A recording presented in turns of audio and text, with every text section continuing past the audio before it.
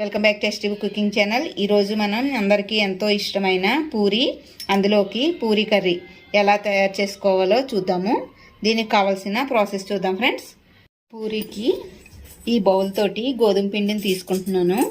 ఒక 2 బౌల్స్ వరకు తీసుకుంటున్నాను. ఇలా 2 బౌల్స్ తీసుకొని ఇందులోకి కొంచెం సాల్ట్ని అలానే వామును కూడా యాడ్ చేస్తాను. నేను కొంచెం వాము అలానే కొంచెం సాల్ట్ వేసుకొని మొత్తాన్ని మంచిగా కలుపుకోవాలి. మొత్తాన్ని మంచిగా కలుపుకొని వాటర్ని యాడ్ చేసుకుంటూ సాఫ్ట్గా చేసుకోవాలి. ఇలా పిండి ముద్దను రెడీ చేసుకోవాలి. మూత పెట్టి ఒక 10 నిమిషాలు పక్కకు పెట్టుకోవాలి. పిండి నానేలోపు స్టవ్ వెలిగించుకొని పూరీ కూరని రెడీ చేసుకుందాము. కొంచెం ఆయిల్ యాడ్ చేసుకొని ఇందులోకి పోపుని యాడ్ చేసుకుంటున్నాను.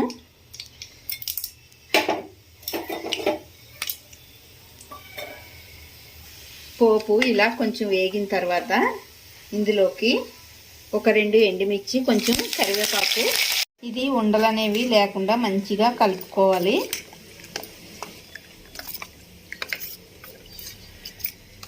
ఇలా ఉండలు లేకుండా కలుపుకొని పక్కకు పెట్టుకోవాలి.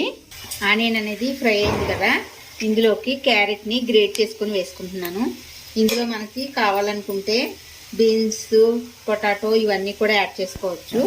నేను ఓన్లీ క్యారెట్ని మాత్రం యాడ్ చేసి కర్రీని రెడీ చేస్తున్నాను. రుచికి సరిపడినంత సాల్ట్,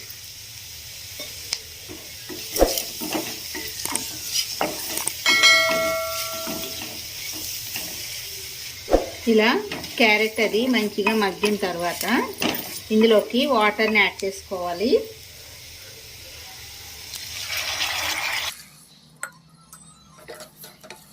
ఈ వాటరు పొర్లిన తర్వాత మనం శనగపిండిని యాడ్ చేద్దాము.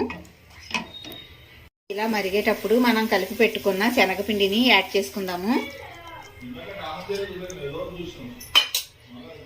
ఇలా శనగపిండిని యాడ్ చేసుకొని స్టవ్ని మీడియం ఫ్లేమ్లోకి అడ్జస్ట్ చేసుకొని ఒక 2 మినిట్స్ ఇలానే ఉడకనివ్వాలి.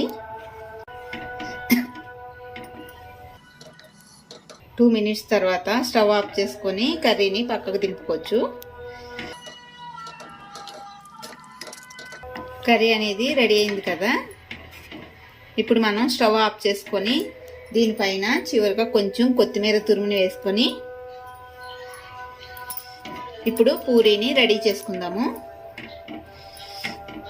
ఇదే స్టవ్ మీద పూరీకి డీప్ ఫ్రైకి సరిపడినంత ఆయిల్ని యాడ్ చేసుకొని ఆయిల్ మంచిగా వేడెక్కనివ్వాలి.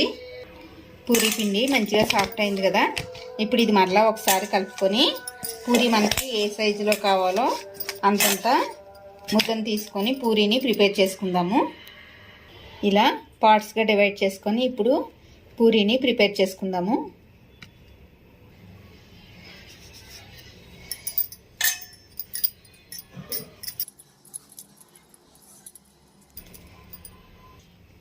రోలర్ తోటి పూరీని చేసుకుందాము.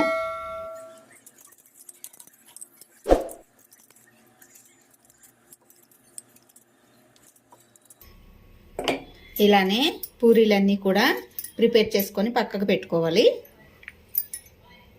ఇలా పూరీలన్నీ చేసుకొని పక్కకు పెట్టుకున్న తర్వాత ఆయిల్ మరిగిందో లేదో చెక్ చేద్దాము. చిన్న పూరీ పిండిని తీసుకొని ఇలా వేస్తే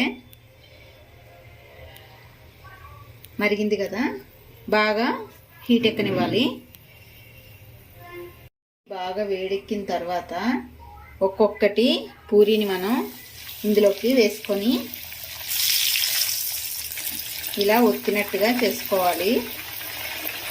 అయిన తర్వాత రెండో వైపుకి టర్న్ చేసుకోవాలి. ఇలానే మిగిలిన పూరీలను కూడా మనం వేయించుకోవాలి.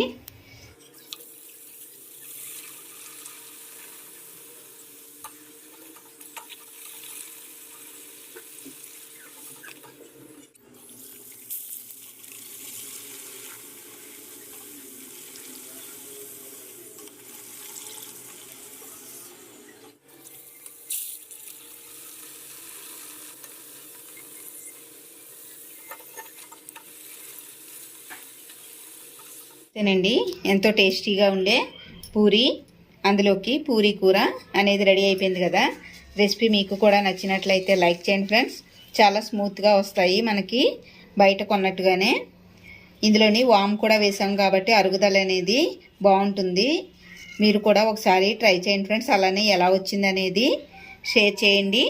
మీకు కూడా రెసిపీ నచ్చినట్లయితే లైక్ చేయండి ఫ్రెండ్స్. అలానే ఇంకా ఎవరైనా మన ఛానల్ని సబ్స్క్రైబ్ చేసుకోకపోతే చేసుకోండి ఫ్రెండ్స్.